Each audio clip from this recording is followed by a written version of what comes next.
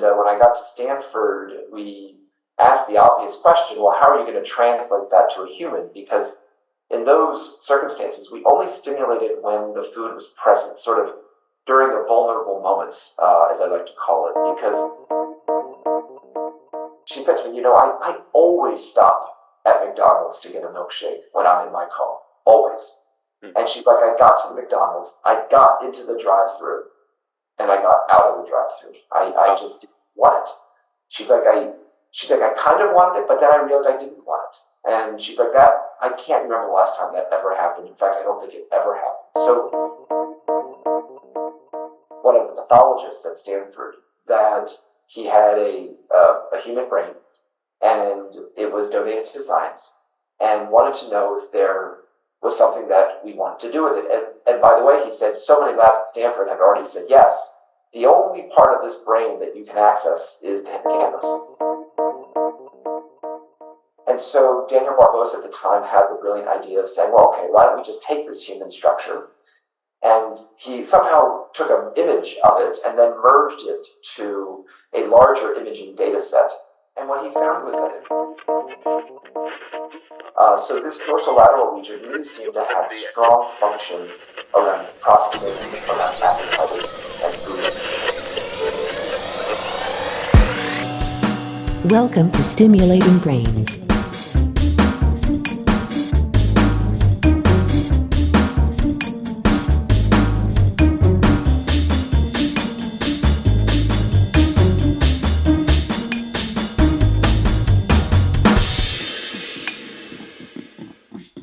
Dr. Casey Halpern is the division head of functional and stereotactic neurosurgery and an associate professor of neurosurgery at Penn Medicine. He's a pioneer in both deep brain stimulation and focused ultrasound, and with his lab has recently had some fantastic breakthroughs, especially, but not exclusively, in the field of loss of control eating and severe obesity. We cover a lot of ground, ranging from optogenetics at Stanford, basic science research about the nucleus accumbens and translation of findings into patients, over serendipitous discoveries in humans, to stereo-EEG procedures in patients with epilepsy. We talk about Casey's ongoing trial in DBS for OCD, where he adopts an approach to probe the brain with multiple electrodes to then identify optimal target areas for each individual patient. We also talk about MR-guided focused ultrasound and the potential future of this treatment option in a tight relationship with DBS.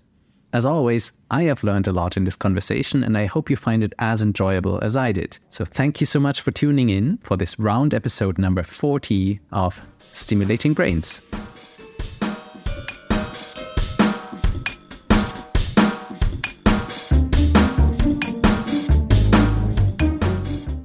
So thank you, Casey, one more time for agreeing to do this and taking the time. I know how busy you are. By now, I will have introduced you already more formally. So to break the ice, before we get into science, I always ask about your free time. Any hobbies, things you do apart from being a busy neurosurgeon and scientist? Yeah, thanks for having me on your podcast. I'm a huge fan of your work, and I really value our active collaborations as well. I am a neurosurgeon. I run a neuroscience, mental health focused research laboratory as well, and those two things keep me very busy. But I would say my sort of personal life and my hobbies are largely just spending time with my lovely wife and two daughters. If there's any hobby that I have, it's going to. I'm a bit of a foodie, so I like to go to good restaurants. And finally, my two daughters are of the age that they are starting to appreciate good food. And I enjoy when they sometimes take me on my dime to their favorite restaurants as well, which is always fun. My wife's mother is a chef, and I partly married my wife because of her mother. Because I love good food, so it all works. I also run a feeding lab, so it's kind of appropriate in that way. Sounds good. So the food is even, and we'll get to that part of your science too. And that your wife's mother has a restaurant in the same city or a Penn or she's to my knowledge, she's never been a restaurant owner, but she has been a chef at a number of restaurants in New York and New Jersey. She perhaps her most impressive career was when she was the pastry chef for the executive kitchen at Sony headquarters in New York City. Oh wow! So I got to try a lot of her pastries, but a lot of celebrities asked to meet the chef that made the pastries she made there. So wow. those are always fun stories. That's great. Yeah, she's an amazing cook. Our holidays together are full of amazing food. Those are my favorite meals. I can imagine. Yeah, great. All right. So speaking about the science, who were key mentors in your career or also turning points along the way to get where you are now? Yeah, my career mentor is a neurologist named Murray Grossman. He happened to also be my soccer coach growing up. And I bumped into him when I was an undergrad at Penn, and he asked me if I was interested in the brain. He was a neurologist, and of course, I told him I was, and that I was pre-med, and I joined his lab as a freshman in college. And I actually did an independent study with him every semester in college, or it may have been trimesters, but I worked with him throughout college, medical school. I stayed on at Penn, and even in residency. And in fact, he's an author in one of our recent publications. He was an expert in voxel-based morphometry, which is a technique that allows us to measure gray matter. And my lab, as you know, does some work with tractography to guide how we plan our surgeries. And so we were looking at the interactions or the relationship between voxel-based morphometry and tractography. And so Murray was a wonderful mentor, but also a collaborator of mine. He actually recently passed away, and I got to help him in his last days, which meant a lot to me. And it's not always that a mentee can do something for his or her mentor, so that was very special. But thanks to Murray, I've had fabulous mentorship. But he was such a wonderful mentor that I learned to seek out mentorship from other mentors, and so certainly a lot of other individuals as well that kind of crossed the gamut between neurology, neurosurgery, obesity research, addiction research, Ram Malenka at Stanford, Tom Wadden here at Penn, people like that.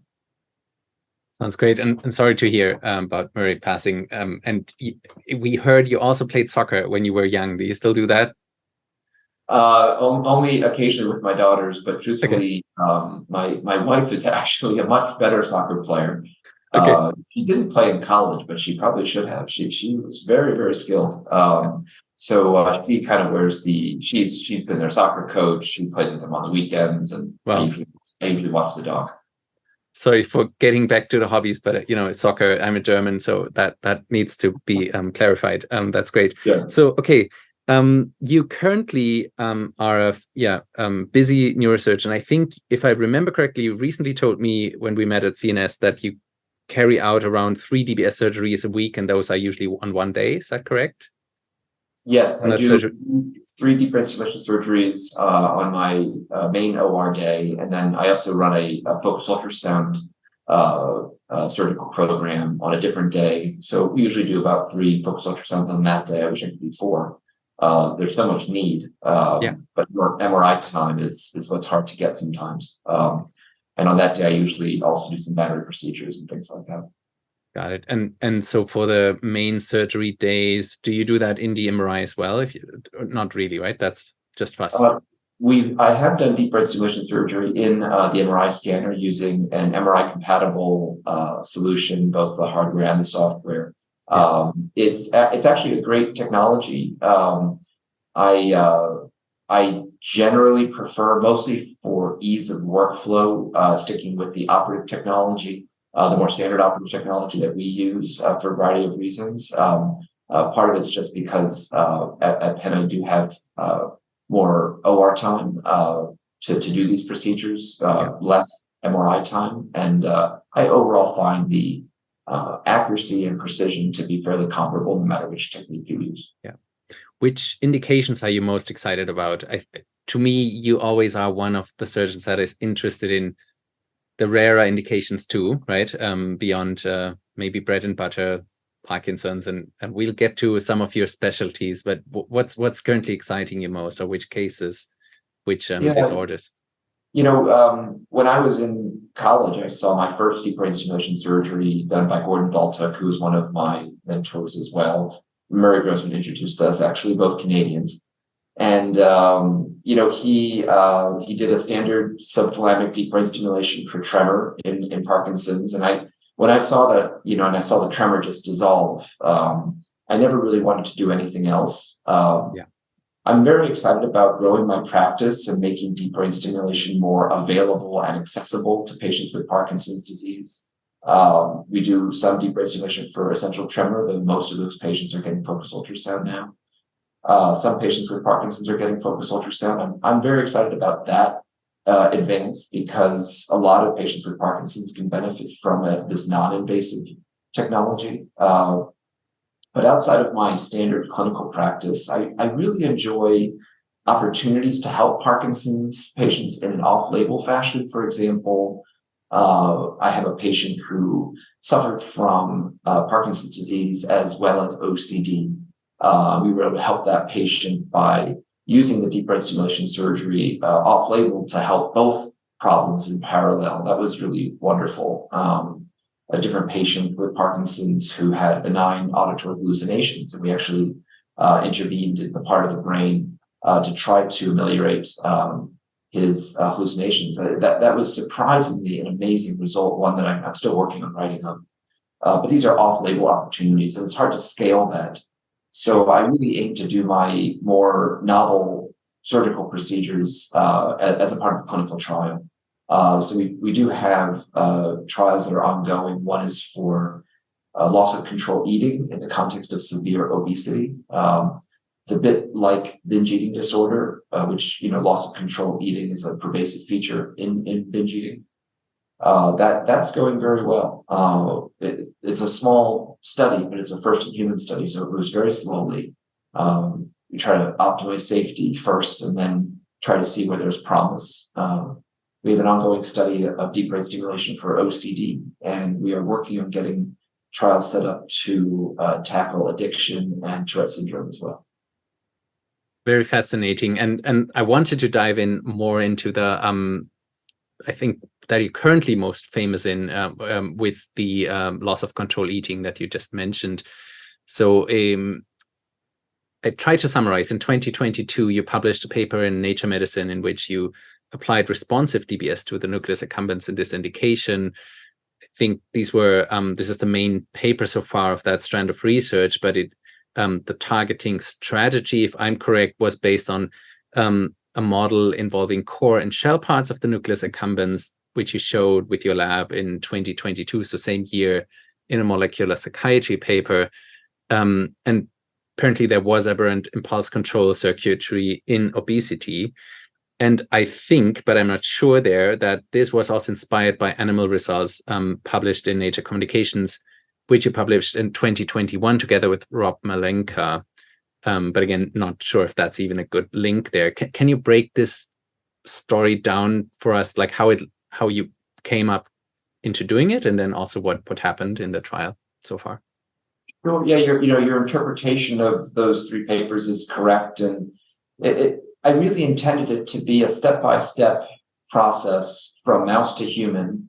Of course, sometimes some results come in faster than others, so some things sometimes temporarily happen before the other. But looking back over the past 10 years or so, we published sort of a battery of articles summarizing our experience in trying to translate a finding that I had back in 2013, that if you deliver deep brain stimulation to the shell subregion of the nucleus accumbens in a mouse, that could curb binge eating. And then also doing it continuously seemed to induce weight loss in an obese model, a model of diet-induced obesity, also mouse.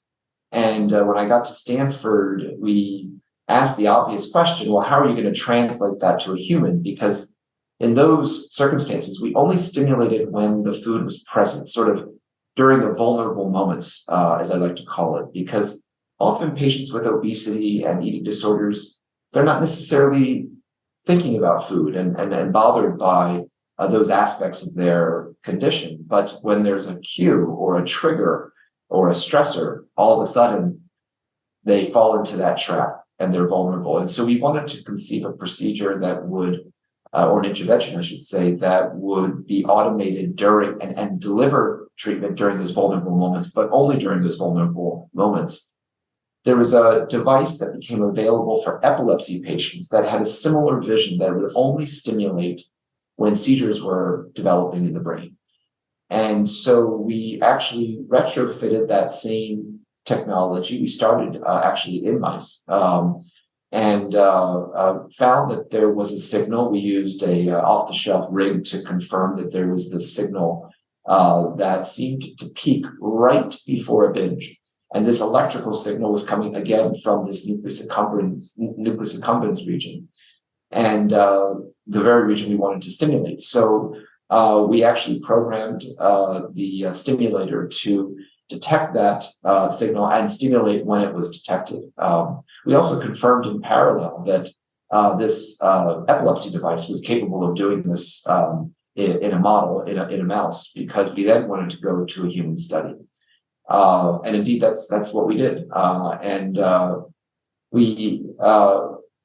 As that study was getting set up, because to do a study in humans took us about 3 or 4 years to get the NIH funding, to get the FDA approval, to put the team together.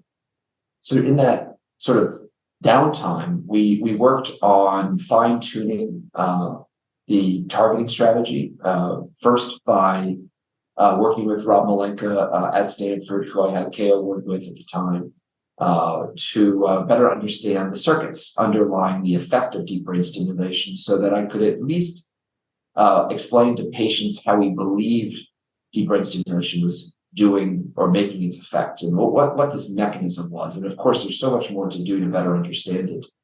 But when we activated the cortical control center of the brain, and we only activated it within the nucleus accumbens because they're connected, in a mouse, we were able to mimic the effect of deep brain stimulation. And targeting that circuit in a human became sort of the plan. One of my colleagues, who you know, Daniel Barbosa, also found in that molecular psychiatry paper that this circuit was not only one that could be targeted in a human, but when we looked at its features in patients with obesity versus patients that weren't obese, there exhibit differences. And the methods to do that are not necessarily ideal, but we thought, given we had this strong hypothesis that the obese condition actually does have an association with altered circuits in the brain, we thought that was an important finding. So that's the molecular psychiatry paper. And what it suggests, at least, is that this inhibitory control circuit is a bit perturbed in the obese state. And so it led us to simply ask the hypothesis that if we delivered electrical stimulation to that area focally, that perhaps it could restore some of that self-control. And that's exactly what we're trying to test now in that human study that was initially published in Nature Medicine. Fascinating story, by the way. So talking about this study, so the clinical trial, there was 2 patients that were published on. What did you find? And did you use, since you mentioned the epilepsy device, was it a RNS neuropace, or was it a different way of doing a closed loop? Yes. So we use the off-the-shelf, unchanged device from NeuroPace, the responsive neurostimulator. And we used it as a deep brain stimulator. It's not typically thought of as a deep brain stimulator.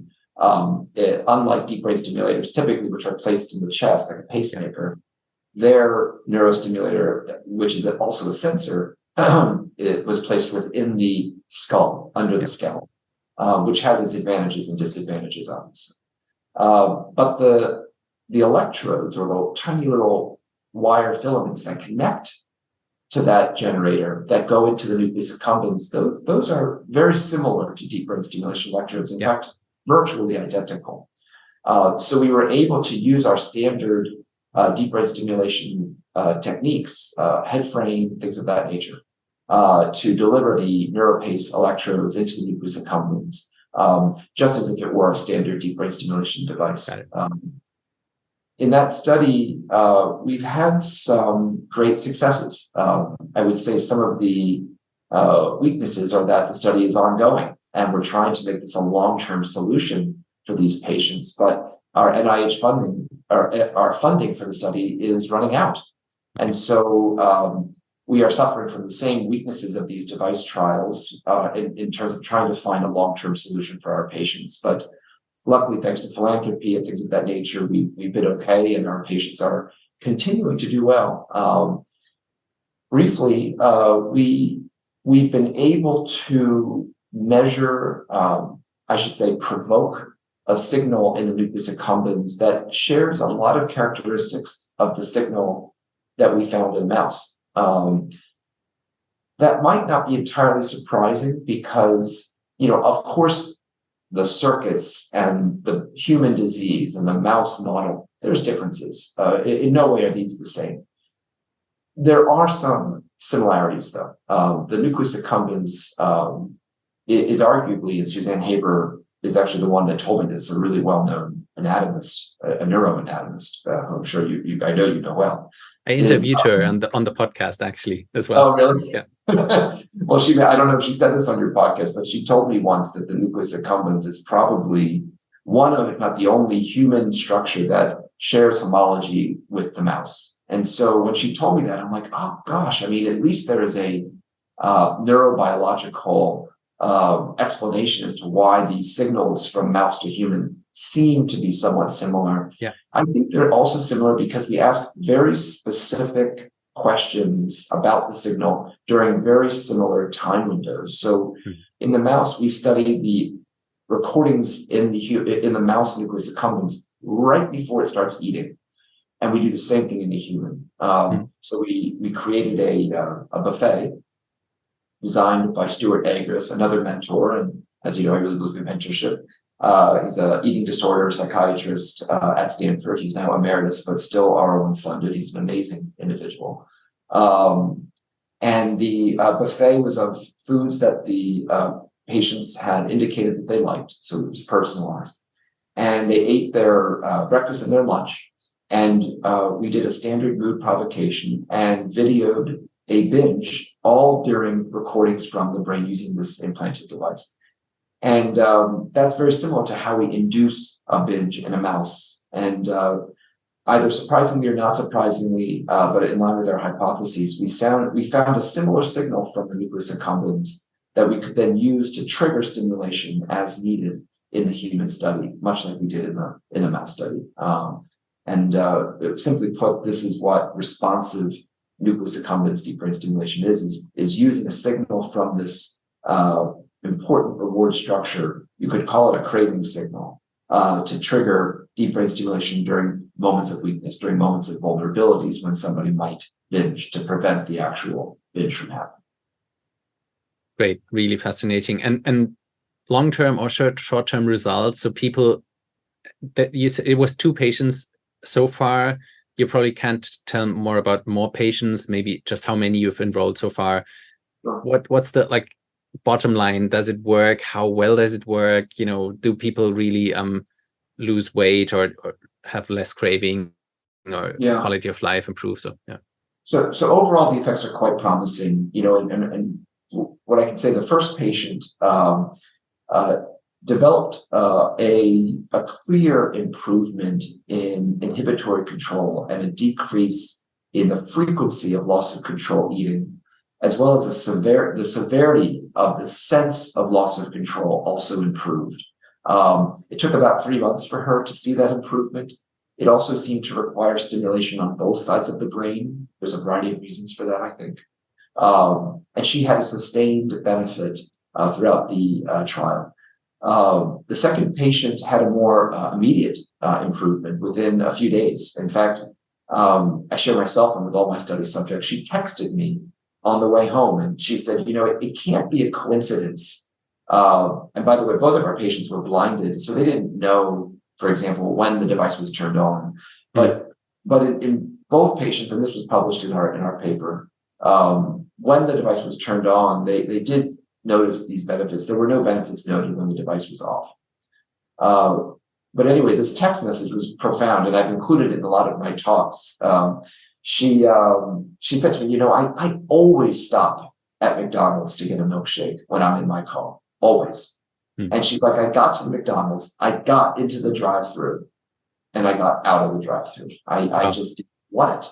She's like, I kind of wanted it, but then I realized I didn't want it. And she's like, I can't remember the last time that ever happened. In fact, I don't think it ever happened. So it was such a profound finding. And I have to say, she's had this long-lasting improvement in self-control, better decisions around choices of meals and what type of food to eat. Both patients have lost weight. Neither patient meet criteria for binge eating disorder anymore. Wow. And we surpassed our primary endpoint for the study, which allowed us to get more funding to enroll more patients. At Penn now, so that study was started at Stanford University, but I moved to Philadelphia, where I practice now at Penn. I'm from Philadelphia, so I returned home. We've implanted our first patient very recently. We have not activated her stimulation device. But what is profound about this patient, I can share with you sort of preliminarily, is that just putting the electrodes into this craving center, into this nucleus accumbens region, seems to have resulted in a fairly profound honeymoon effect or implant effect. Yeah. She's having a similar result as our other patients who are being stimulated currently, but we haven't even turned her device on. And it's been going on for now about 2 months.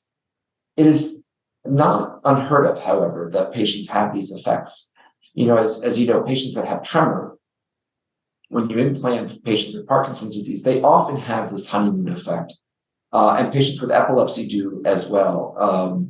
In fact, patients with epilepsy tend to have a long-lasting implant effect, more so than our movement disorder patients. So I believe this is an implant effect. I can't say how the stimulations is going to affect her. I suspect it'll be similar, but we'll have to see. But at the very least, she is safe and sound and very happy with her result. But we have a lot of scientific work to do in her that is kind of stalled until she starts having her behavioral outbursts again.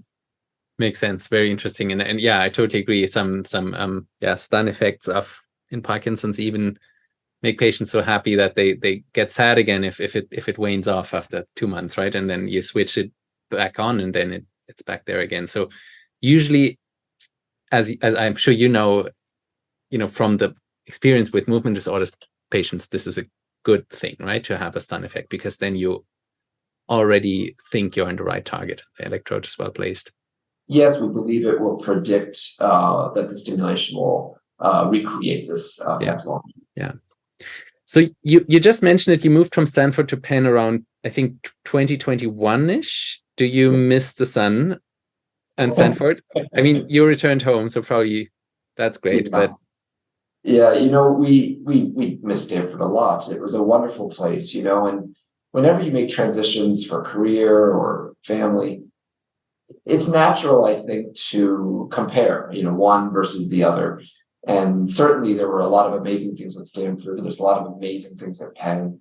Admittedly, they're somewhat different, actually. These institutions are very different, and I did not realize how different they were going to be, even though I trained at Penn. I mean, I was at Penn for 15 years before I returned as faculty. But your role and your experience at an institution as a trainee is very different than your role as a faculty member, as you know as well. So but these are both amazing places with differences. I certainly miss our life in California. It was a great life, but I also feel very privileged to have been able to live there for the time that we had. And now we're sort of in a new phase, which is also great in different ways.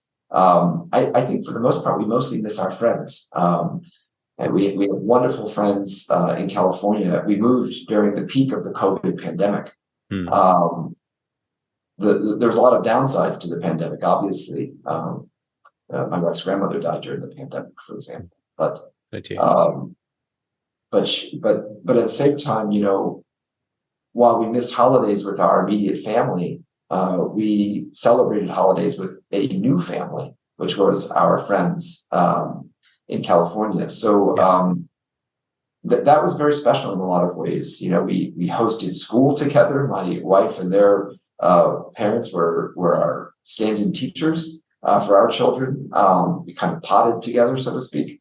So that in some ways it was kind of amazing, and we probably, for some of those reasons, we miss our friends even more than we would have, because they really became family. But luckily we get to visit them occasionally, and that's also special. That's great. You mentioned that the institutions are quite different. Is that easy to summarize? What makes Penn great? What makes Stanford great? Oh, bad? Not easy to summarize, but I can okay. say that a clear, amazing thing about Stanford is the institution's innovative philosophy, and it truly embraces innovation, and it is a pervasive thing. So, like, for example, in medicine, sometimes innovations aren't necessarily like completely transformative, but maybe you want to start using an MRI-based technology. There was an MRI-based technology for deep brain stimulation that I wanted to use when I was at Stanford. It was FDA approved, available. Competing institutions were using it regularly. And so I went to my chair and I said, I'd really like to use this technology. 2 weeks later, I did my first surgery using this technology. It was that simple.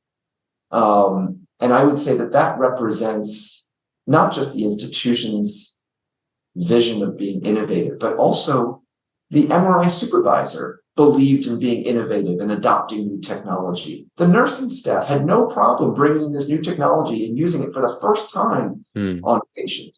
Of course, we had trainings. We had the company come in and make sure everybody was trained and certified. It was certified at the institution and the state level, but it all happened very quickly and efficiently. I'm trying to get that technology at Penn. We're going to get that technology at Penn. But it'll probably take me about a year. So Penn itself is enormously dutiful around safety and patient care. And I think that is a huge strength. But that does get in the way of these big visions and rapid adoption of technology. And I think Penn would say, perhaps Stanford let you adopt it too quickly. They didn't do its due diligence. And there might be some truth to that. I don't know. All I can say is that these two institutions are very different. And I think they both do a great job at patient care, but their strategies are different. And you kind of have to learn to live within their strategies. And, one thing I can say about Penn that stands it apart from Stanford, because I love this institution, is the collaboration. And in some ways, the collaboration across labs, the true interest in working together. Of course, I had that to a certain extent at Stanford with many of my psychiatry colleagues, Rob Malenko, but at Penn, it is so obvious and wonderful how collaborative the institution is. And in some ways, that makes up for the more bureaucratic approach to innovation that we kind of have to deal with sometimes. Very interesting. Thanks for sharing that. Back in Stanford, if I remember correctly, when I met you the first time, you were running at the time a joint lab together with Rob Malenko, whom we mentioned a few times already, and who is a famous optogenetics researcher, so basic scientist. But he's in psychiatry too, right? Yes. Now, first of all, is that true? And then how was it like to run a joint lab as two PIs? Which were the roles? How was the interaction? All harmony or also quarrels? Did you yourself supervise animal optogenetics experiments too? How was the division of labor, and how did that work for you? Yeah, structurally, I told Rob, and I probably had a website. I think I know I had a website where I marketed the lab as the Halpern Malenko Laboratory. He had full approval. I had full approval for that from Rob. He's a wonderful mentor, colleague, and friend. But the truth is, it was Rob's lab. I just worked in it, and I was okay with that because I was not an optogenetic expert. I had done mouse research before, somewhat successfully. I had a great mouse mentor at Penn, Tracy Bale, who's now in Colorado. But Rob's dynasty or empire of a research laboratory, I think he had 20 postdocs, all of whom were independent scientists. Dan Christoffel, who's first author in that Nature Communications paper, his wife, Jessica Walsh, They were great colleagues to me. Boris Hayfitz, so many individuals. I won't remember all their names, but they were independent scientists in ways that I probably wasn't able to perform and mentor appropriately. So we put a team together to ensure that the research was done rigorously, it was reproducible, and it also leveraged the most cutting edge circuit-based manipulations that you could do in a mouse that, had I tried to do it by myself, it just would not have ever gotten to that same level of scrutiny, certainly not that same level of impact. So it was a true collaboration. And I do believe that clinicians need to collaborate with scientists in this way in order to make a difference. And I also believe it works in both directions. Of course, it really benefited me and the science to have Rob. I like to think that my presence in the lab helped him and his team. I'm not sure how yet, but they would probably laugh at me and say it did. But they were wonderful collaborators of mine. And in some ways, that's something I really do miss. I don't have that actively at Penn, but it's partly because I've stopped doing mouse research because I'm finally in the human. And that's kind of where, as a neurosurgeon, I really need to be. And I let the mouse researchers do the mouse research more themselves. And now I'm focusing on the human work. But as you know, I collaborate with imaging experts like yourself all the time to ensure that what we're doing is also rigorous, because I'm not a PhD, I'm an MD, and I don't necessarily have all of those skills, but certainly, like you, a big vision to make a change. Sounds great. Let's talk about the latest hit. So this line of work about appetite and loss of control eating. Since you're also a foodie, this is very much empowered by your personal interests too. It recently culminated in a paper you guys published in Nature just a while back. The title of the paper reads "An orexigenic subnetwork within the human hippocampus." First of all, what does orexigenic mean? Yeah, so the way to think about it, the way I think about it as somebody who's done eating disorder research for a long time, I have a tremendous interest in anorexia. It relates to binge eating disorder, by the way, of course, because many people with anorexia do binge. But it's obviously more considered a restrictive condition. That's anorexia nervosa, by the way, just to clarify. You can have anorexia related to cancer, chronic pain, depression, Parkinson's disease, where you are also just underweight and you have low appetite. But anorexia nervosa is the psychiatric condition. So anorexia is sort of the lack of appetite. And by the way, I'm a researcher and a neurosurgeon. I'm not an eating disorder clinician. So my perspective on these conditions are always a little bit different, of course. I'm a bit of an outsider looking in that way. So orexic means appetitive, driving appetite. And historically, it has been demonstrated that patients with obesity, obviously patients with obesity to a certain extent, have a dysregulated appetite. It has also been demonstrated that they exhibit some loss of episodic memory. And how I interpret that is, in some ways, when they're eating, they're not always paying attention. And they might not be storing those memories, importantly, to impact their appetite so that they actually stop their meal appropriately. And so one hypothesis around why we have such an epidemic of obesity is that the memories around their real-time eating are impaired. Now, that's been published and demonstrated pretty consistently over the past 20 years. The reason this paper was published in Nature is because for the first time we've demonstrated in a human, and by the way, it's actually never been demonstrated in any species, where exactly these connections are. Of course, there's probably some involvement between the appetite center of the brain, the hypothalamus, and the hippocampus, and that has been demonstrated. But what we found was that there's a specific location within the hippocampus that across humans, across the sample of patients that we studied, exhibits what I would call connectivity or strong association with the hypothalamus. And that region of the hippocampus is small, and it's located in the dorsolateral subregion of the hippocampus. We came to that a discovery by accident. This is probably one of the most, if not the proudest academic achievement I've ever had. And it's partly because while I certainly had other achievements that I'm proud of, those achievements were funded by the NIH, well-funded, approved by the FDA. They were novel studies like the Nature Medicine paper. But they paid for that team to do that work. The funding did. In this Nature paper, we came to a discovery by accident and had no funding to study it further.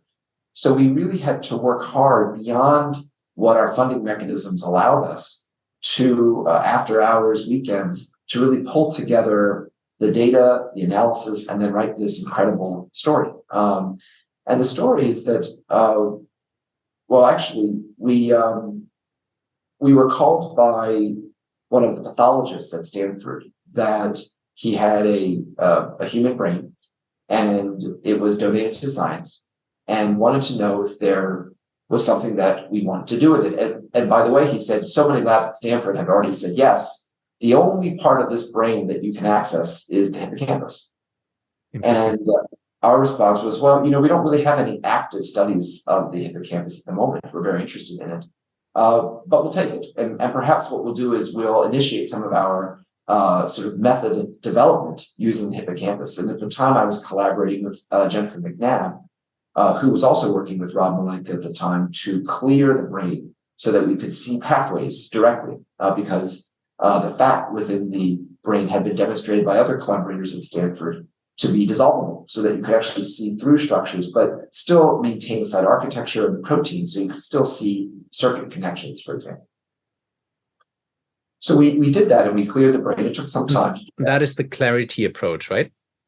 Similar to the clarity. Similar. Okay. Yeah, Carl Daesroth developed the clarity approach. He's famous for a few discoveries, clarity as well as optogenetics. Yeah. He was Rob Malenka's postdoc. So this is quite a family at Stanford.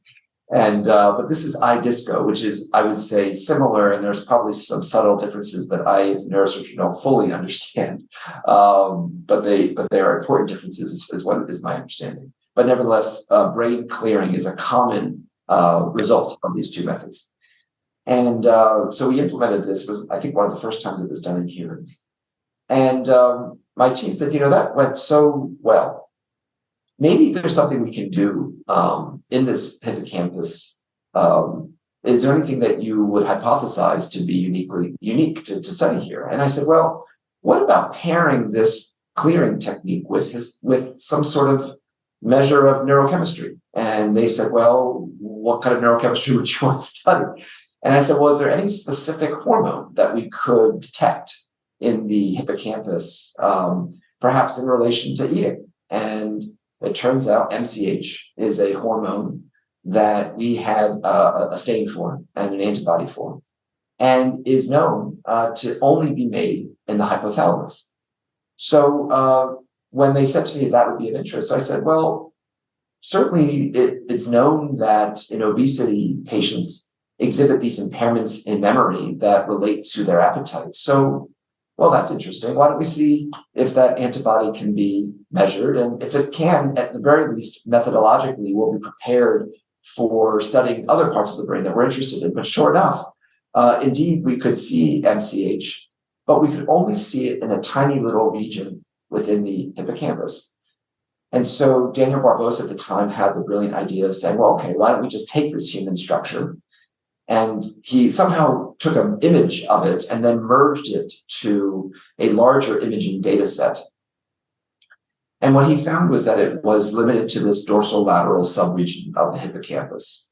And using a circuit-based approach, tractography, he then actually was able to demonstrate that this very small region of the hippocampus, and only this small region of the hippocampus, exhibited strong connectivity to the hypothalamus. And then perhaps the neurochemistry finding could be explained by that connection. We, at the same time, were running experiments in the epilepsy monitoring unit, and we were running feeding experiments where Kara Bowen, who was a great collaborator of mine at Stanford, had a computer test that she developed with Eric Stice, who's also now at Stanford, again, a real Stanford family. And it was a milkshake task. I call it a sweet fat test to be a bit more technical. And what it did was it allowed us to study whether sweet fat versus water could activate parts of the brain in a different way. And it was typically used with imaging, but I was using it in epilepsy patients who had brain recordings being done simultaneously.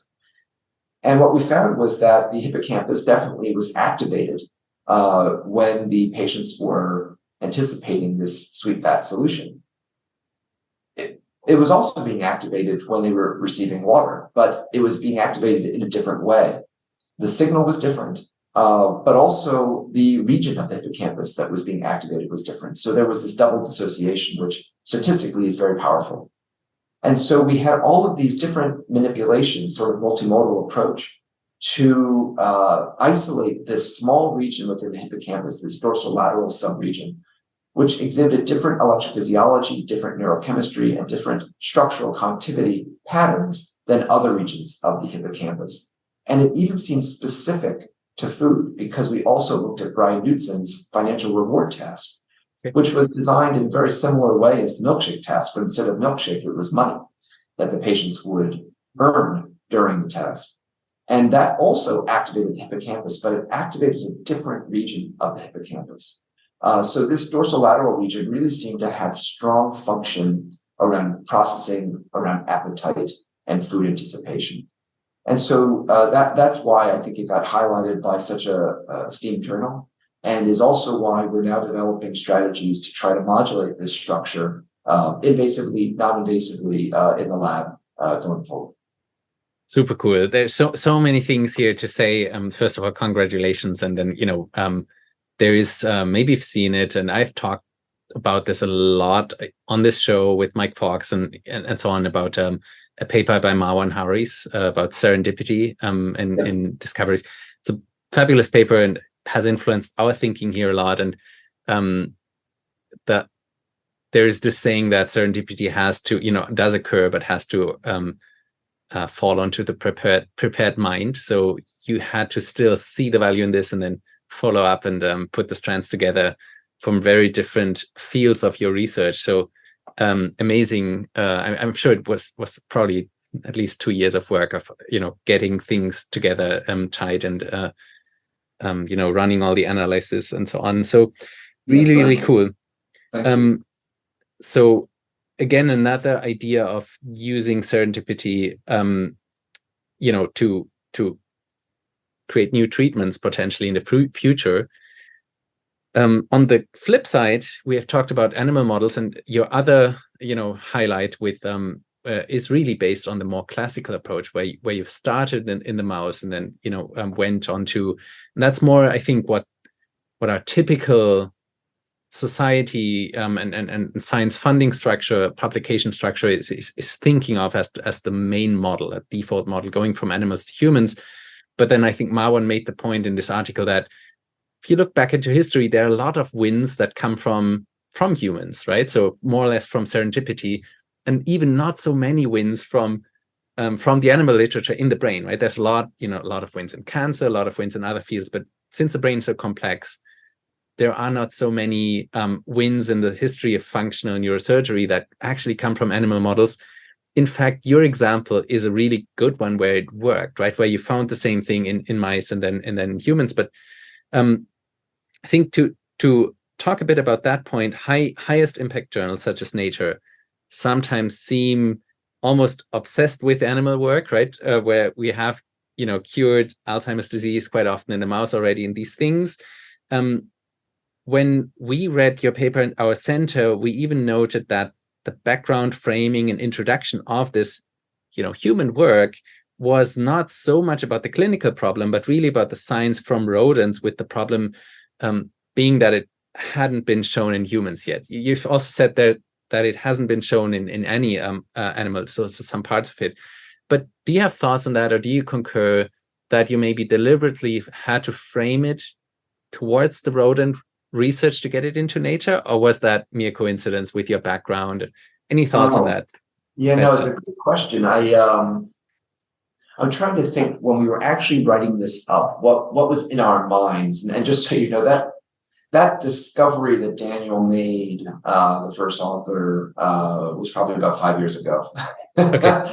It took about 4 years to finalize the first draft of the paper, which we submitted to Nature. It took about a year and maybe more than a year to get it published. So, so I think that my background of going mouse to human impacted how we wrote that paper a lot. I really do believe in preclinical work, and I always worry that human researchers don't pay as much attention as they should to that work. At the same time, I certainly see the weaknesses, and sometimes it leads you the wrong direction. And so it probably is on a case-by-case basis when it's necessary to start with the mouse, and sometimes it is, and sometimes it's not. And I suspect it's related.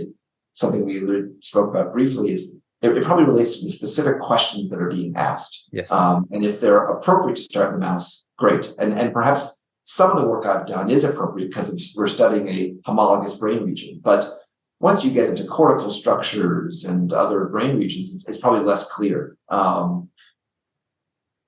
Whether that was the reason or not, I'm not certain. The other reason was simply just wanting to give credit to the great work that has been done to identify and try to understand the role of memory dysfunction in obesity, which there has been great literature in preclinical models in mice, but it also has been studied in humans.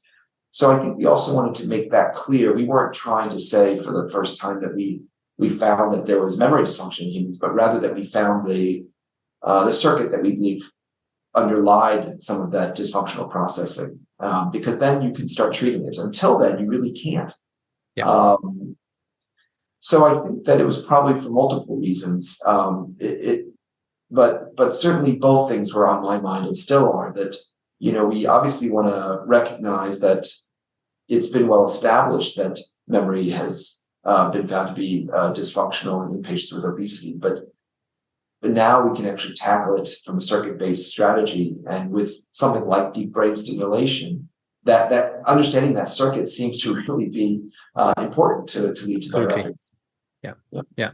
And just for the record, to be clear, I'm also very much believer in the importance of preclinical models. So just for the record here, and one other strategy. So I love what you say, that it really depends on the question. Strategies can, of course, also be to have the serendipitous finding in humans and then go back to the clinical, to the preclinical model to study it and better understand it, right? And I think that should be done either way, right? So we often know it worked in one patient, so we still have to understand it better.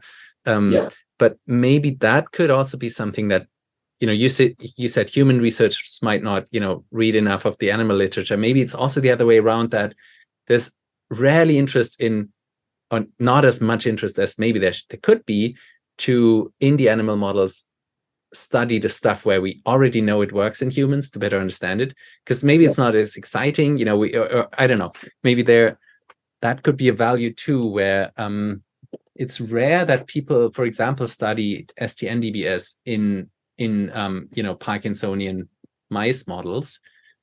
But Aaron Giges, for example, showed that there can be a lot of value in doing that, right? To better than understand mechanisms. It was TPI actually in her work, but yeah, there should be, as you say, probably this give and take, back and forth, between the fields. I couldn't agree more. One reason I wanted to return to Penn was that I had these long-lasting or long-term interests and active conversations with a great colleague of mine here named Josh Gold. And when I was a resident here, he came to me and wanting to do human research, and I kind of said to him, well, what about doing primate research? I'm a neurosurgeon. What you're studying in your models is more alike to the human than the mouse work I'm doing. And what Josh said was, Casey, what probably would be great is if you have a finding in the human brain. There's limited ways. During deep brain stimulation, we probe with purpose. That's a quote from Andy Huberman. We probe with purpose to find our therapy. And while we're doing that, we can do some research, but we can't probe outside of that. in the primate, we also, of course, probe with purpose, but under a research context, we can safely probe circuits a bit more broadly. Yeah. And so I think Josh and you are kind of saying the same thing, that, gosh, we really could take these novel human findings that are serendipitous and then really study them in a more robust way in our animal models. And I love that idea. It's something that I try to do. I can't say we have an active study off the ground at the moment, but something that we're brainstorming. But I love the serendipity strategy, and you have to make your own luck in life at the same time. So yes, you kind of have to be a little lucky, and then you have to know when to tackle that challenge. But I have to say, we couldn't have done it without this fabulous team that we had to do it. And now I'm trying to recreate that team. That's another challenge. Sounds great. Part of the success of this work was based on your ability to access regions such as the human hippocampus with depth electrodes. This leads us to your work in epilepsy, and maybe surprisingly also to OCD. I think you told me before that there was a specific case with epilepsy and concomitant OCD that you operated on that was very helpful for the lab, but I forgot why. And maybe that's another nice story to share of that patient case example. Sure. Yeah, there's actually probably, when I told you that story, I don't recall which patient it was, but there's two patients actually now, both with epilepsy and OCD. And I would liken that to how we learned about OCD in patients with Parkinson's. And, in part, how we informed how we do deep brain stimulation for patients with OCD, in part because of some of the improvement in OCD-related symptoms that we have learned in Parkinson's patients. I'm trying to implement that same strategy in patients with epilepsy that also have OCD, and great colleagues of ours like Eddie Chang and Kathleen Skangos are actively doing that for patients with epilepsy and the common comorbidity of depression. So that's a great way to do translational research, human brain work, but studying the disease while you're doing a treatment for the primary disease, in this case, of epilepsy. So the reason why that is a great idea, we all think, is because of potentially overlapping circuits between epilepsy and OCD. Seizures in epilepsy tend to involve the limbic emotional circuits that have gone awry. And so when we try to study seizures, we place electrodes into those areas minimally invasively to better learn where the seizures are coming from, how they propagate in the brain, so that we can stop them with a subsequent later surgical procedure. Often, those electrodes that we place are implanted into locations that are relevant for OCD. So we are interested in, as you know, funded by a phenomenal foundation led by Rob Malenka, actually, to actually use these epilepsy techniques in OCD patients properly. Before we actually initiated our study, however, we had two patients that we sort of serendipitously had access to.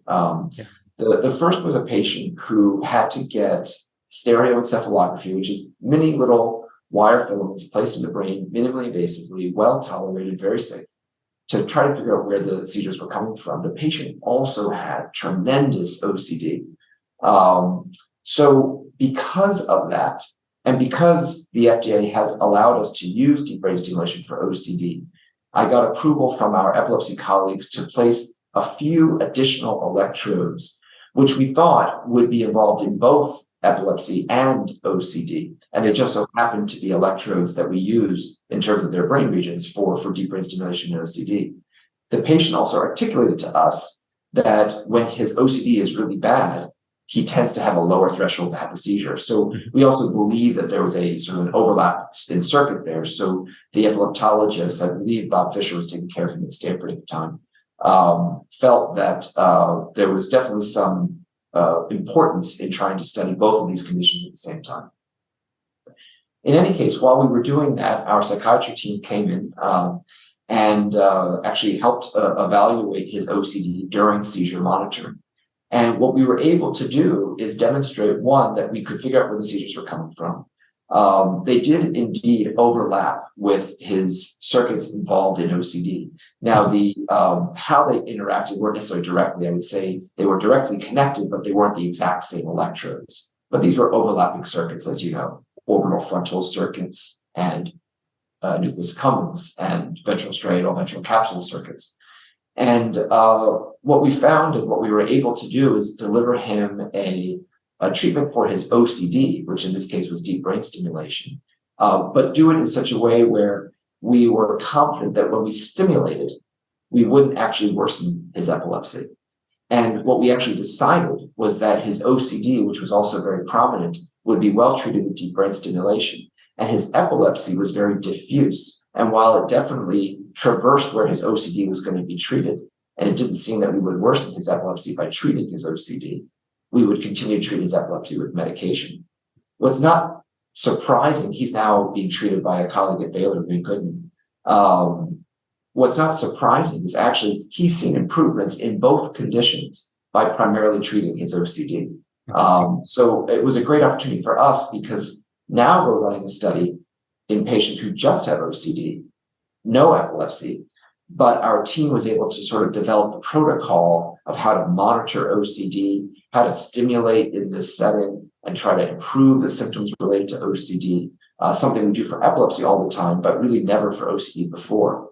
So this was a great opportunity for that. Meanwhile, we also had an opportunity to take care of a patient who was implanted with a device for epilepsy as well as OCD. I actually did not do that surgery. It was done by a wonderful colleague, Ahmed Razan at OHSU. And he asked us to get involved to help take care of the patient's OCD. And the epilepsy was well treated already by the device. But she had a specific electrode that we believed would be helpful for her OCD. And we took over her care. And she's been treated both at Stanford and Penn now. And we actually realized that her OCD was just as bad as her epilepsy, if not worse, but stable. So treating her epilepsy in this case did not impact her OCD at all. When she finally came to our care, we realized that in order to activate the device, we needed a biomarker. This device was a biomarker-based device. This is the same device, the NeuroPace device that we're using in our obesity study. So we had to figure out a way to actually tell the device when her OCD was acting up. So we carried out some provocations. We did some exposures, which is a standard procedure in OCD. We ran computer tasks, and we were able to identify a signal that seemed to correlate and predict compulsions, the urge to compulse. And so we programmed the device to stimulate only, or for the most part, when that signal was present. And what we found was indeed that we could significantly improve her obsessions and compulsions. That study has actually very recently been provisionally accepted for publication in a fantastic journal, but is not fully out there yet. So I suppose I can't completely disclose everything that we found. But what we were able to do in both of these two circumstances is ready the team for treating OCD in this very similar way. And that's now an active trial at Penn, which is going very well. Super cool. Can you briefly talk about the target regions? Because was it just one pair of electrodes in that patient, in the second one, or? Yeah, so like in our epilepsy patients, this procedure is called stereo-EEG. I also sometimes call it a deep brain stimulation trial, where there are temporary electrodes being placed. And as you know, like spinal cord stimulators, bladder stimulators that we do all the time, we always start with a trial. And in some ways, we should probably do that for a novel deep brain stimulation indication like OCD. So that's kind of the framework for this. This is a temporary procedure. It's intended to be diagnostic, but also predict the effect of a permanent implant. In this study, we have gotten FDA approval to implant up to 16 electrodes, 8 on each side of the brain. So sorry, you're now talking about the OCD trial, but I was talking about the second patient you were referring with epilepsy and OCD, where you could tune, the stimulator. Was just one brain region? Sorry, I got overzealous. I'm very excited about our OCD trial, but that patient, that single patient, so her NeuroPace device, that neurostimulator, has 2 electrodes. One was implanted into the epilepsy region, And then Dr. Roslin implanted the other electrode into the ventral striatum. But what I can say is that I think we need to do a better job of defining the ventral striatum, because that region, although it's FDA approved for targeting OCD, is highly heterogeneous. Yes. And so what we found was that it was actually implanted in the nucleus accumbens most distally, and then a bit proximally to that, the ventral pallidum. And while it might be hard to know if the effect was due to stimulating one or the other, at the very least, we know that we were modulating both of those structures. Okay, great. So let's talk about the OCD trial. I think I'm not even sure if this is correct, but my reading of the background of this is that, or maybe it's at least related to some degree. In June 2016, Samir Sheth, who I interviewed in episode 19, and others organized a satellite workshop to the ASSFN meeting in Chicago. And in that, they discussed how the path for neuromodulation in psychiatric indications should move forward, because I think we kind of stalled as a field. And I think maybe not at least based on this workshop, a recent trend emerged to implant, as you've said, these DBS trials where you would temporarily implant multiple electrodes in a similar fashion as we do in epilepsy with stereo-EEG. And in epilepsy, we do so to probe the brain and identify a seizure focus. Now, in psychiatric disorders, the aim is to identify the optimal stimulation targets for that individual patient. And I think prominent examples have been in depression by Eddie Chang's and Andrew Crystal's team at UCSF, and then Samir Sheth's team at Baylor. I think in 2021, both teams published on these multi-electrode approaches for patients with depression. Now, your trial adopts the same strategy or similar strategy for OCD. Is that even linked to these other trials, or like were you inspired by that meeting, or can you maybe reshape what I've just underlaid here? I think a lot of what you said is very accurate. I can tell you that I've heard about that meeting. I was not present. I actually didn't know about it. I think at the time I was thought of by my colleagues as an obesity researcher, and not as a psychiatric researcher or psychiatry researcher. My interest in obesity have always been in trying to curb compulsion and really looking at sort of that moment of vulnerability, which is pervasive across many psychiatric disorders. Obesity is not a psychiatric disorder. It's a phenotype, but of course has some psychiatric underpinnings. So I think that was probably one reason I wasn't invited to that meeting, although I would have loved to have been there. I did hear actually from two neurosurgeons at that meeting, Guy McCann and Kelly Foote, that they both sort of take credit for making that statement that we need to use stereoencephalography to advance the field of psychiatry. They both take credit for it. My bet is that they both stood up and made very similar comments and are both should be credited with that statement. I mean, it's an obvious thing, because we do it for epilepsy all the time. And here in the States, at least, surgeons often do both, right? So it's a common, maybe it's a common thing, thought. It's somewhat obvious, but nobody had done it yet. True. That's obviously, was an important milestone to pass. I kind of came to our ideas around OCD sort of in parallel. Of course, our community is small and we talk, and I actually was looking at a job opportunity at Columbia at the time. And I remember meeting with Dr. Lieberman, who was the chairman of psychiatry, telling about my ideas around OCD and trying to probe different parts of the brain to guide deep brain stimulation. And he said, well, I believe Samir is trying to do something just like that for depression. I said, he is. And Samir at the time was at Columbia. He was moving on to Baylor. So it's funny how these two worlds kind of existed, and then they kind of came together, because our OCD study is a highly collaborative study with Eddie Chang and the UCSF team. In fact, Catherine Scangos, who used to be at UCSF studying depression with Eddie, is now at Penn. She still works at her company as well. And she's been a pivotal team member in helping us get our study off the ground for OCD. So the link is strong and there and enormously collaborative. The OCD study is a bit different compared to the UCSF depression study, but there is obviously some similarities. One of the differences with OCD is that we are using a standard deep brain stimulation device. However, meaning it just stimulates all the time. The reason for that is because there is a device available that actually allows us to stimulate 4 brain regions at a time. And we believe at our core that one reason deep brain stimulation for OCD historically does not typically lead to, let's say, remission, have these transformative effects. It obviously helps for the most part to a certain extent. And what I usually say is it takes the edge off, but it doesn't necessarily have this kind of transformative effect that we believe it should have, like it does for tremor, right, for example. And so one thing we believe is that it doesn't do that because it doesn't necessarily control the OCD circuits enough. And perhaps to oversimplify it, the circuit underlying obsessions and the circuit underlying compulsions are different, and we need to control them independently but collaboratively with a device that's a bit more comprehensive. So we really believe in this system that allows us to target 4 areas. Of course, we're personalizing them, and it's obviously much more complicated than I just laid out. But that's kind of sort of the premise for what we're doing. So general idea would be to implant EEG electrodes, test stimulate at different sites. I guess think of what works, and then I assume it's a Boston ART32 device, which with lots of channels where we can have these Y cables, right? And then you would have 4 leads chronically implanted. Is that the idea? Or?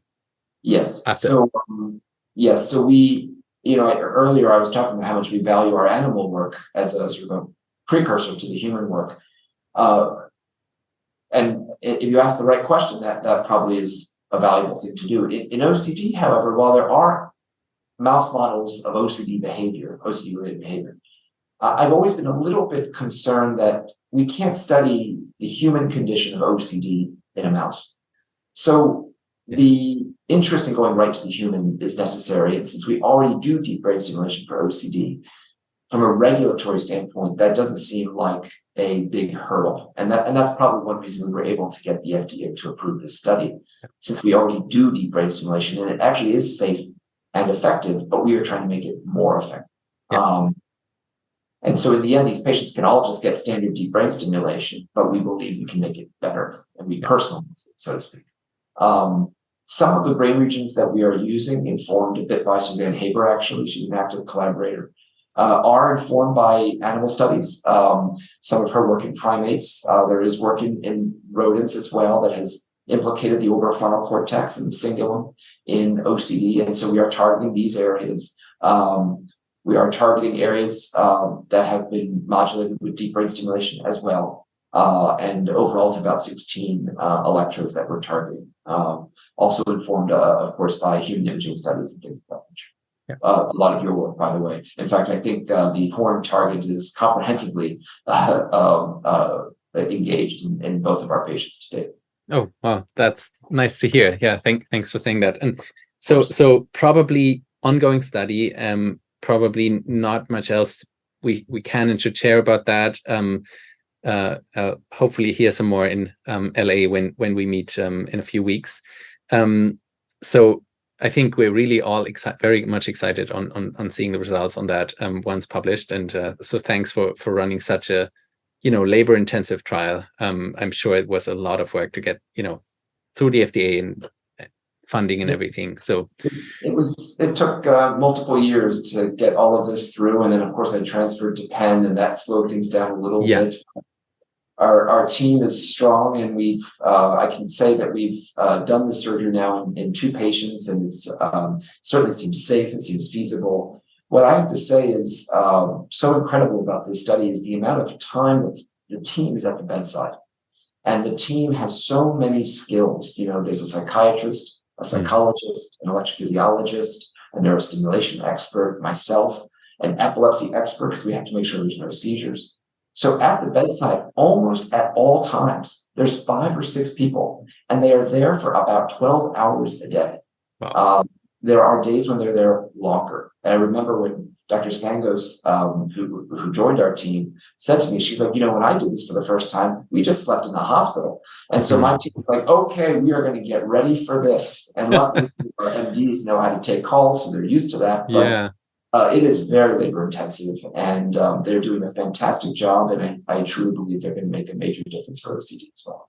I hope you don't end up like Pierre Polack. I mean, Pierre Polack briefly, I interviewed him as well on the podcast. He was the neurologist with Benabid in Grenoble, running the SDN-DBS and also the VIM-DBS trials first. And I think they, at the time, since it was so novel, it's fascinating how much time they spent with the patients. He talks about it beautifully. They used an external simulator, which said for animal use only at the time in Grenoble, and they would test every frequency. At the time, DBS was new, right? And so what I meant with, I hope you don't end up like him. I think he's very happy at the moment, but he stopped entirely to engage in research and now plays a lot of piano and cycles a lot. And Wow. I think really after his retirement said, I work too much in my life and I want to. So so in a way, I even hope you end up like him, because he said he's healthier now than he ever was. So but interesting. So sleeping at the hospital, very labor intensive study. One obvious question is, of course, that this won't scale, right? And I think that everybody knows that. So this would be probably seen historically as a stepping stone to make it better and make it simpler later on, right? Probably. Yes, I very aware of the difficulty in scaling this. And I think about that in two ways. The first is that I believe that it is easier to scale than it might seem. For example, we do this for epilepsy all the time. At the same time, if we don't have to scale it, my gosh, we could scale this therapy much more easily. So what I can say is I brainstorm strategies for both. And the reason for that is that I believe that we will have to scale it a bit before we can not need it. And what I mean by that is, for example, right now we are running a study in 10 patients. I am not sure if that study is going to be sufficient for us to feel confident that this intermediary procedure is not needed. However, I believe, and this is a little bit of, I believe there's like an entrepreneur in me, and you kind of have to be a little delusional in order to be successful as an entrepreneur. I apply that delusion probably in a similar way as I hope for serendipity. So my delusion here is that we can probably run a large clinical trial, let's say in 100 patients that all undergo this multi-procedural experience, the stereo-EEG trial surgery and then the implant surgery. I believe the result from that study could be that many of those patients, but maybe not all, did not need that stereo-EEG procedure. But I think we are going to need that amount of data to make that decision. So that's why I say I think we can scale it a bit. I agree we can't scale it as much as we, would in some ways love to, but this is so labor intensive, it doesn't really make sense to try to scale it. The good news is I suspect for the majority of patients, long term, let's say in about 10 years, I think for the majority it won't be necessary. Makes sense. And I mean, it is not totally absurd to try to scale it, because we do it in epilepsy since years, right, or decades. So you're probably right. If it's really needed, we'll likely scale it, but maybe it could still be made easier. Yes. Let's switch gears here. I also want to be mindful of your time, but you mentioned MR-guided focused ultrasound. That's your second operation day, where you apparently do 3 to 4 per week or on that day. First of all, where do you see the future of both DBS or FUS? Where do you see the pros and cons? And then if you want even to touch upon FUS for OCD, because I think there's also some potential here. We often joke, what's all the fuss about FUS? It's an amazing procedure, focused ultrasound or high intensity focused ultrasound. We sometimes call it HIFU. My boss calls it ultrasonic surgery. It's a non-invasive procedure in a way because there's no incision. Patients, it's outpatient, but we do have to identify and destroy with an ablation the tremor cells in the brain. And I liken it to AFib or atrial fibrillation, which, if it fails medication, you treat with either a pacemaker, which is kind of like a deep brain stimulator, or with an ablation where you destroy the fibrillated tissue. Historically, ablations in the brain have fallen out of favor because of the discovery, thanks to Benabid and Pollack, of deep brain stimulation, because it's tunable, it's reversible, you can shut it off if there's a problem. But it still requires brain surgery. It requires an incision. You have to open the skull, thread a wire into the brain. And so you'll never get past the small but real risks of that procedure. And by the way, if you have a complication, it really could be theoretically a problem. And so that can be scary for patients. It can be scary for neurologists to refer their patients for that procedure. And I think historically as well, neurologists were sort of trained to figure out if there's a medication regimen that would make it possible such that surgery would not be necessary. It just so happens that so often surgery is necessary. And since the stimulator, it seems to be safer than the way we used to do ablations, a lot of patients get referred. But now that with focused ultrasound, we can do ablations in the brain, and they're very small. We're talking a couple of millimeters, really. But it can be done without an incision, and it can be done in an MRI scanner. And you can monitor the brain with a heat map to confirm precision of the sonication. And so because of that, I think the safety profile is really high. And that's been demonstrated in early clinical trials. When I was at Stanford, Jamie Henderson, my partner there, asked me if I really wanted to take on the focused ultrasound program. And quite honestly, I was like, I'm not really into ablations. I really think the stimulator is safer. But it was my early days as faculty, and of course, I wanted to be helpful. So I said, well, yeah, I'll give it a try. And that was during, I think, the very beginning of the pivotal trial of focused ultrasound for tremor, and we got that published in the New England Journal. We got it approved by the FDA. It was an amazing team effort, and it was an international trial, randomized controlled. So I got to meet some famous neurosurgeons all over the world as being part of that team. It was very cool. And I have to admit that my first line procedure for essential tremor is focused ultrasound.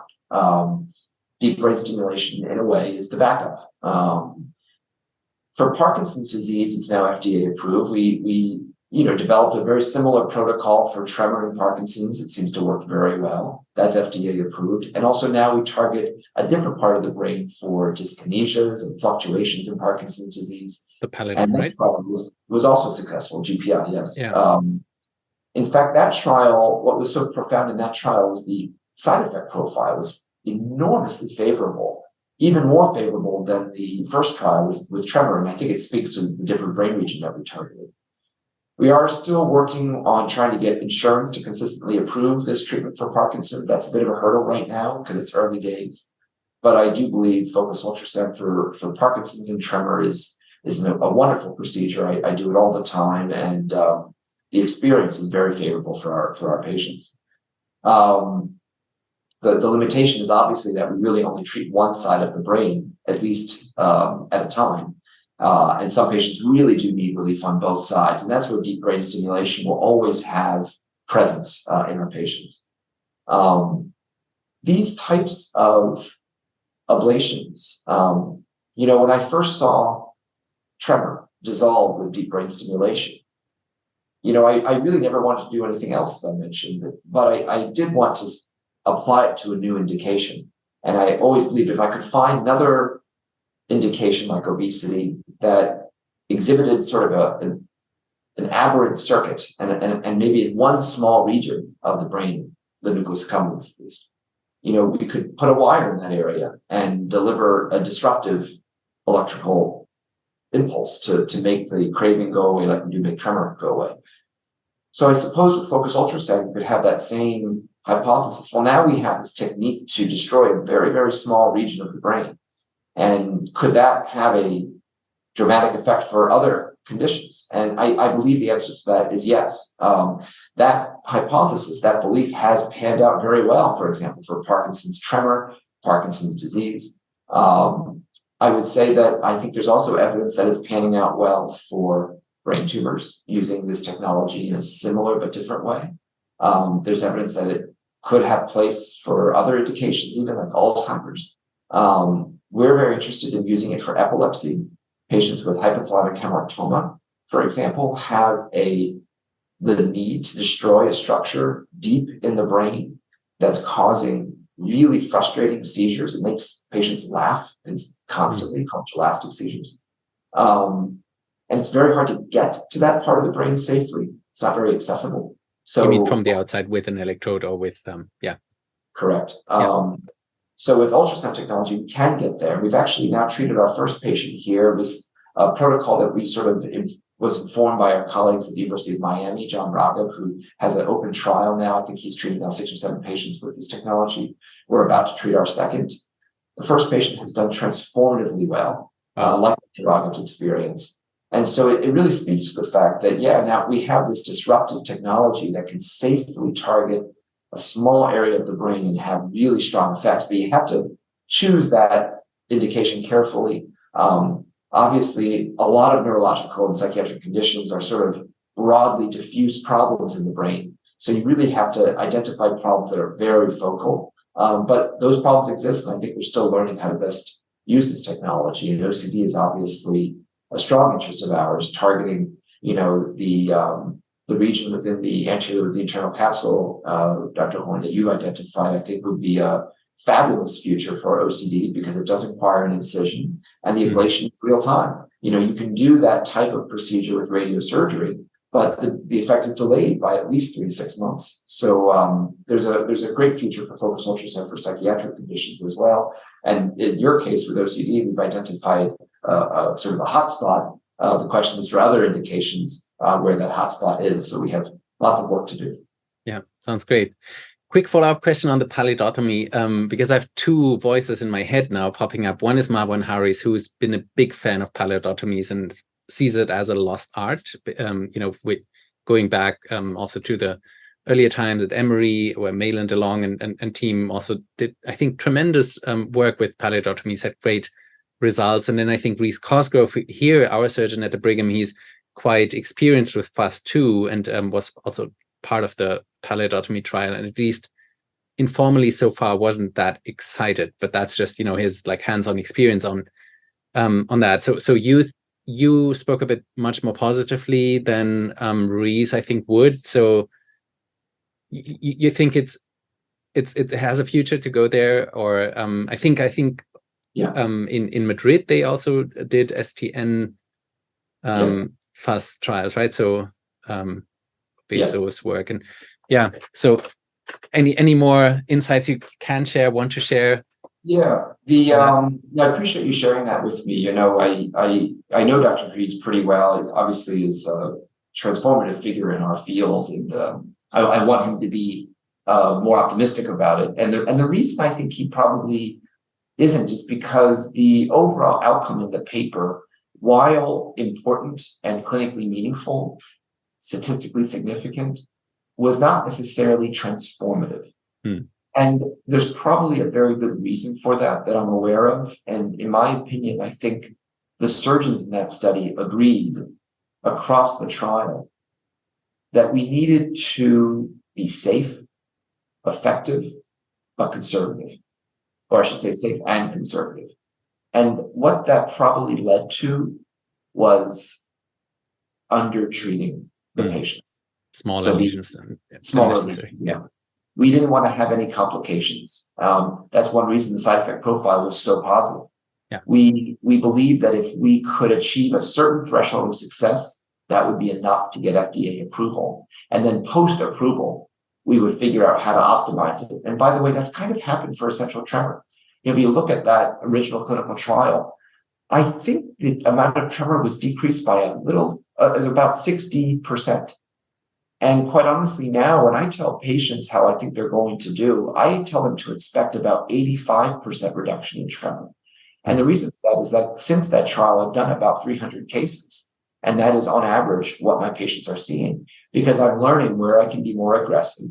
I have strategies, thanks to you, on how to better target this area. And our outcomes are better. They're safer and more effective. And I believe the same is going to happen for pallidotomy. I will admit I'm probably one of the few surgeons in America that since that trial have done over a dozen of these procedures. A dozen is not many, But I can tell you that I was more aggressive in all of those cases. And with the exception of one, the effect was significantly better than what we saw in that clinical trial. Got it. Very much similar to what we did with essential tremor after that trial. Yeah. And so I think over time, Dr. Ruiz will see that change. At least I hope he does, because I want it to be a meaningful change for the field for our patients with parents.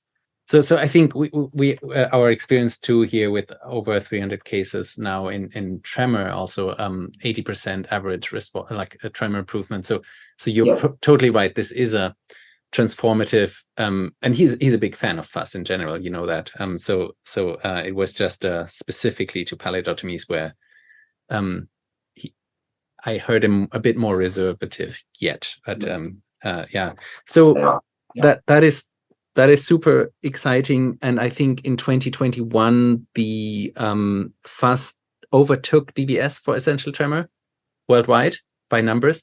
So where do you see the future there? You also said it's your default now. Will which field will grow more, or then also I think I heard two people at least, including Andres Lozano, say that FUS led to an increase of their DBS procedures too. So do you see that too, that you do more DBS because of FUS, or is it really more a competition for you, and one will grow more than the other? Yeah, it's great questions. I just want to offer the patient the best option for him or her, I certainly try to make a recommendation to a patient. For example, if you have severe tremor in your dominant hand and you're not bothered by the tremor in your other hand, so you only need a one-sided procedure, I always recommend focused ultrasound. Occasionally, a patient will say to me, I really want a tunable therapy, something that is reversible and you can shut it off. I'm a little scared of the ablation. Would you do deep brain stimulation? Of course I will. It's a great option. It's overall still very safe and highly effective. That does happen. The opposite also happens, where patients come to me wanting focused ultrasound because it's not invasive. And I explain to them that it is a little bit invasive, actually. But I think they're a better deep brain stimulation candidate. And that's often a patient who has really bad tremor on both sides. And I feel like I can tune the therapy a little bit better. Perhaps they also have vocal tremor. I have a lot of interest in midline vocal tremor as well. And I've found that being able to tune can be helpful to avoid side effects. And it might be a little bit better than doing focused ultrasound for those patients. So I sometimes try to convince patients to get deep brain stimulation. They often push back and get focused ultrasound because they don't want to commit to the procedure of deep brain stimulation as well as a medical device.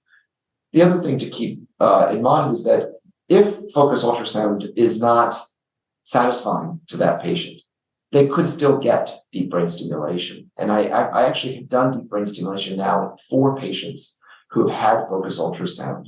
And I have to say each one has been as effective as it would have been had the focused ultrasound never been done.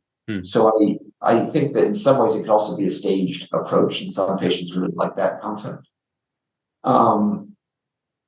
You asked me also about focused ultrasound improving or increasing deep brain stimulation volumes, and whether these are competitive technologies. And certainly I don't find them to be competitive. I find them collaborative. Where they get competitive, unfortunately, is that some institutions don't offer focused ultrasound.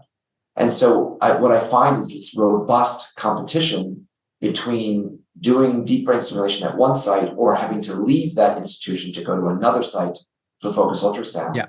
When I read notes from hospitals that don't offer focused ultrasound, often they really focus on the side effects of focused ultrasound, which are overall fairly mild. But they don't necessarily mention the risks of deep brain stimulation. And while I don't think that's intentional, it's just the bias of that institution. So, like your institution with Reese and John there and Mark and me here at Penn, we offer both technologies. I really think it's important that comprehensive movement disorder centers offer both technologies. And that's how it would be collaborative, not competitive. Without a doubt, if you offer focused ultrasound, your deep brain stimulation volume will increase. And that's important because unfortunately, focused ultrasound is a capital equipment purchase of around $2 million. And that's why a lot of hospitals don't have it. I can't fault them. It's very expensive to get it. I fault them, but I don't. I understand why they don't. I wish they would make the investment, of course. Because it's so expensive, some patients or some institutions are a little hesitant to sort of invest in it. One way to get these institutions a bit more open to it is to remind them that deep brain stimulation volumes will also grow, not go down. And for institutions that do a lot of deep brain stimulation, they find that deep brain stimulation is something they can rely on. They don't want it to go away for something like focused ultrasound. What they don't realize is actually they're going to triple their deep brain stimulation volume. The reason for that is very much the same thing as what we have seen when radiosurgery or gamma knife radiosurgery and cyberknife radiosurgery became available for brain tumors. Patients wanted to come for these non-invasive treatments. And what they found was that these non-invasive treatments were great for some patients, but not all of them. And so when it wasn't good for certain patients, those patients ended up getting a craniotomy or brain surgery or some other form of radiation and chemotherapy. And it just brought patients to the clinic. Focused ultrasound is bringing patients to the clinic in numbers that most deep brain stimulation programs have never seen. And if focused ultrasound is a device that those programs purchase, those teams are really going to have to get ready to manage a new volume that they've never seen of patients. It's a problem to have, by the way, but requires a little bit of planning. When I was in DC at our annual meeting, actually, I spoke for Insight Tech with a few other fantastic surgeons that have newer programs, and they were saying how they really had to put a team behind managing the phone calls of patients calling in. And these patients are not calling in for deep brain stimulation, they're calling in for focused ultrasound. The thing is, when they show up, you might realize, you're actually not a candidate for focused ultrasound. You have to get deep brain stimulation. And some of those patients would be totally willing to get it. They just didn't know they were a candidate for it. So it's a door opener in that way. And Andres Lozano is 100% correct. That's been our experience as well, both at Stanford and now at Penn. Sounds great. Do you think it's better marketing, or why do patients know more about it? Are there more, I don't know, placed articles about the non-invasiveness or incisionlessness, or? It's probably a combination of better marketing, social media, which, up until relatively recently was not available as a tool for deep brain stimulation, but focused ultrasound has kind of become available in the days of social media. So I think their marketing strategies are a bit more modern day. Sure. And, but also it is marketed, at least to a certain extent, as non-invasive or incisionless, a lot easier and lower risk. And there is some truth to that. We have to be careful how we market these tools and certainly how we educate our patients. And I think we do a good job of that. But because of the sort of perception of focused ultrasound safety profile, which is largely correct, the interest is so high that patients are showing up. Some of them have never even heard of deep brain stimulation. They just heard of focused ultrasound. And That's we realize that, there's all these patients out there we're not getting to. And that's why the deep brain stimulation companies, and there's 3 of them, really need to start working harder to drum up their marketing strategies, just like the focused ultrasound strategy for Insight. Sounds great. And so thanks for sharing your wisdom there. And I want to briefly mention that I'm interviewing Kullervo Hininen next week, who is, I think, credited as one of the key inventors of making fuzz, a real thing. So we'll hear more about fuzz next week. So I want to wrap up, but a few rapid fire questions, if I may. Just feel free, short answers if you want. So how does the functional neurosurgery OR in the future look like? The OR? Yeah. I think we've made a lot of progress in the field of functional neurosurgery in terms of designing sort of the suite in the operating room. But certainly I see technology improving in terms of the quality of intraoperative imaging, so we can get a picture really quick that's high quality. I think the contraptions and devices that we use to deliver our therapies are going to get more efficient, safer, more precise, slicker, so we can do more of these surgeries. And why is that important? Because eventually, I'm a delusion. I'm a bit of have delusions, as you know. I believe our field is growing rapidly. I think we're going to have new indications in the next 5 years. And I believe that neurosurgeons like me are going to have to learn how to treat a larger volume of patients. And so our procedures are going to have to get more efficient, safer as we get into new populations, things of that nature. Sounds good. did you ever have true eureka moments or like great wins that you want to share? We've covered a few, but anything that comes to mind? I still go back to, I'll mention two things. Parkinson's patients with tremor, they have such disabled quality of life. And if you do an awake deep brain stimulation, so that patient's awake in the operating room so that they can feel the effect of the stimulation. For the first time in a decade, a patient who has severe tremor and is highly rigid can feel relief. And I still find that amazing moment that the patients experience, that they share with us, to be so rewarding. And I've seen Never gets old. Yeah. So it was a eureka moment for me a long time ago. Now it's just kind of this sort of recurring reward that I get to have. And I do deep brain stimulation in the very room that I first saw it about 20 years ago, which is also kind of amazing. And then the other, I think, is what happened very recently in our OCD trial. And I can't share too many details because it's unpublished, but what I can say is that I certainly believe that deep brain stimulation can have a transformative effect on a patient with severe OCD. And one of our patients articulated to me, even just in the very moment that we were stimulating, and we stimulate, by the way, during moments when patients' OCD is at its worst. So we induce distress. We make them feel the distress that they feel every day. And of course, they've consented to this. The patient said to me, I didn't know that I could feel unburdened by my OCD. I have none of those intrusions that I normally have right now. I've never felt that way. And so for me, that's another moment for me that is just kind of life-changing. I'll remember that one forever. And also it gives me a lot of wind in my sails to keep doing this for more patients. Yeah, I've got goosebumps just by listening. And maybe to also show a bit of the negative side, any failures or thoughts where you said this was a waste of my time, this didn't go well, to also cover this side of research and academia. Yeah, I think that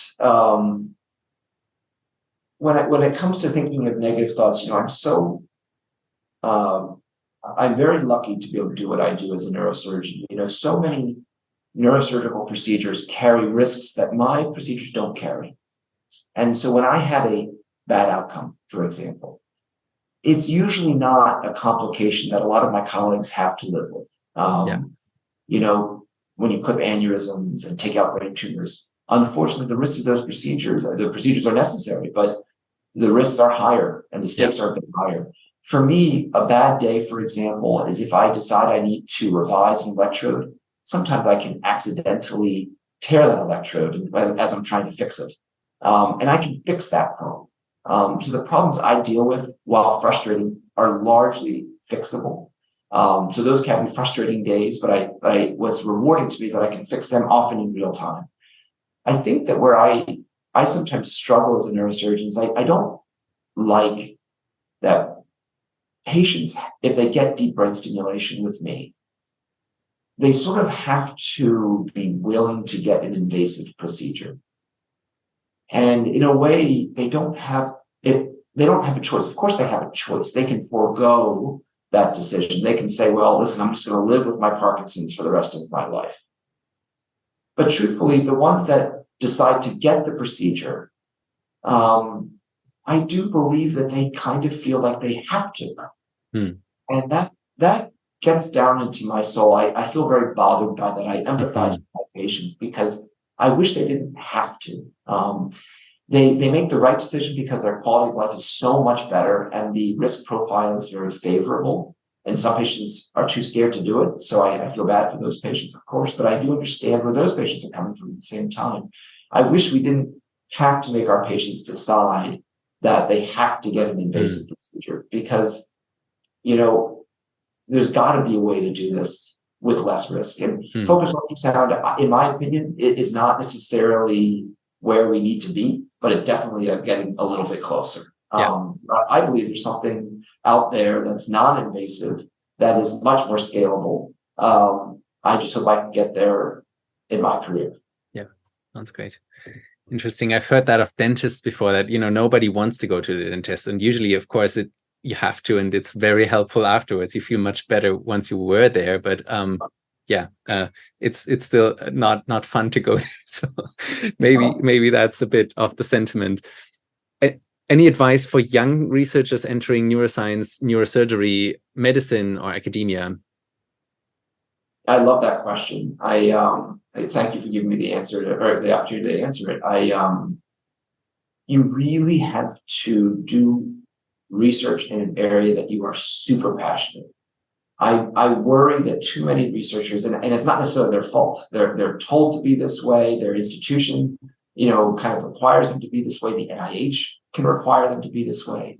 I think the questions that we ask and the research that we do can sometimes be too incremental. We're a little scared to take risks and make potentially transformative findings. We kind of just go one little step at a time. And that's necessary in science. In order to come to an answer, you can't skip steps. I'm not saying that that's not the case, but I think we also need to take more risks. And some of those risky questions are part of the passions that we need to have and bring to science and really create a vision for the work that we do. And I say that, at least as a clinician scientist, I think that's particularly important because I could be a full-time neurosurgeon. In fact, I am a full-time neurosurgeon, but I also do full-time research. I have 2 full-time jobs. The thing is that I don't need to stretch myself so thin. I could just be a full-time neurosurgeon. I would make more money if I was a full-time neurosurgeon, truly a full-time neurosurgeon. But I choose to spend time on my research. And the reason I do that is that I'm so passionate about the work that I do. My patients, I'm very comfortable. I'm very confident about how I take care of patients. That never keeps me awake at night.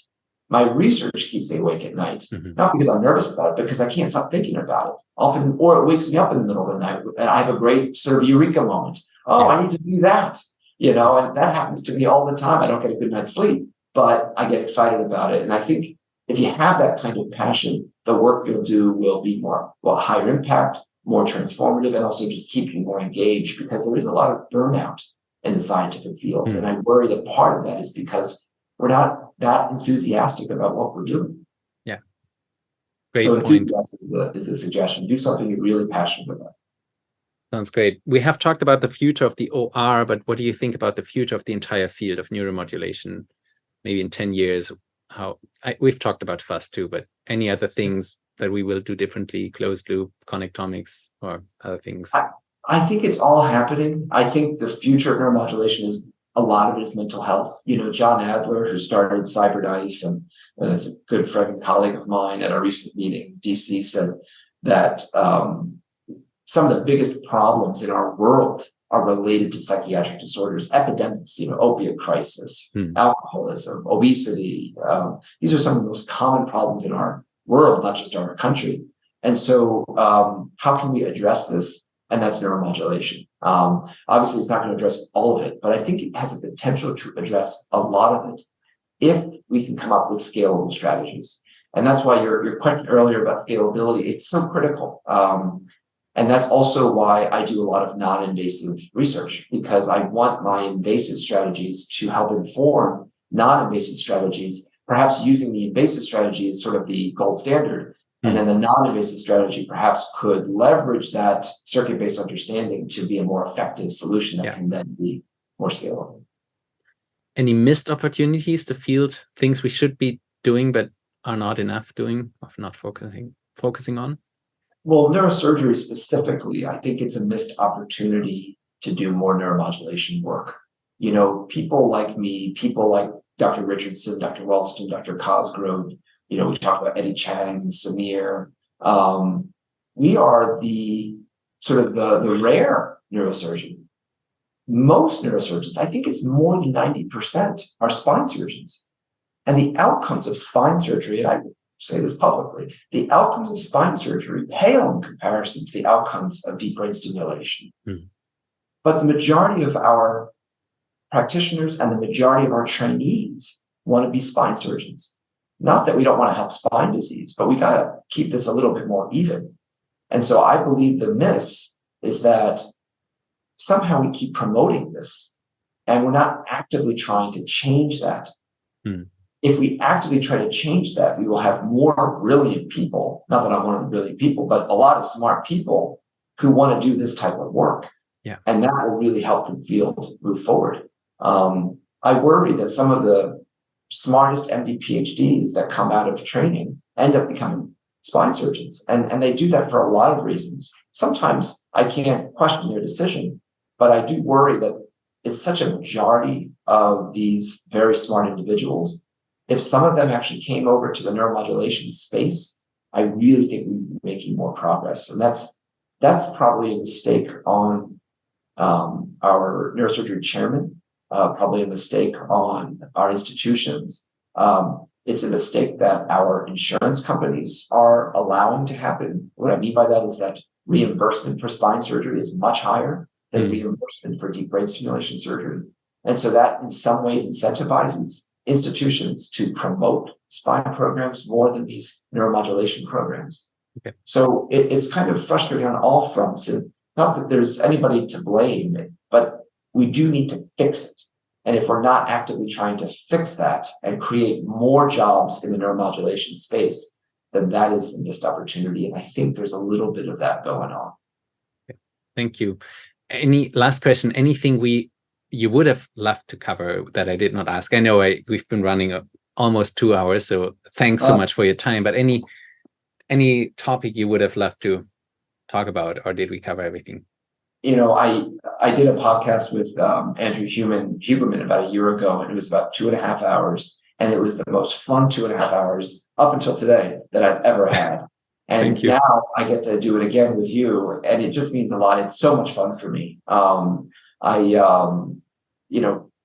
mentioned earlier before we started that it's nice to be able to carve out this time, to just talk about something that we like to talk about. I realize I've been doing a lot of the talking. I'm a bit of a chatty Cathy. So thank you for this opportunity. I will say that the one thing that I think it's really important to remind the audience is that, like epilepsy and Parkinson's disease and Alzheimer's disease, of course they are different, but like these conditions, psychiatric disorders as well as obesity are conditions that affect the human brain. And they are conditions that need to be medically treated, not necessarily with medicines, but these are medical conditions. These are not necessarily problems of self-control and need to be sort of skirted under the rug.